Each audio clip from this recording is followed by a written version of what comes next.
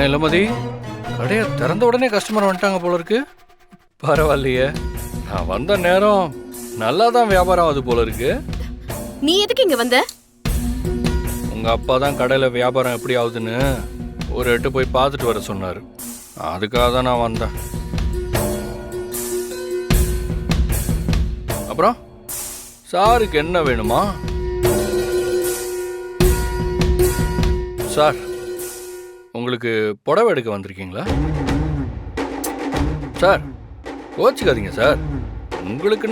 உங்களுக்குன்னு அர்த்தம் இல்லை, உங்க அம்மாவை கூட எடுத்துட்டு போலாம்ல, அதுக்காக கேட்டேன். அப்புறம் காலங்காத்தாலே இளமதி கடைக்கு வந்திருக்கீங்க, ஒரு புடவை கூட எடுக்காம போனா நல்லாவா இருக்கும்? உங்க அம்மாவுக்கு ஒரு புடவை எடுத்துட்டு போங்க, காலையிலேயே போனி பண்ணிடுங்க சார்.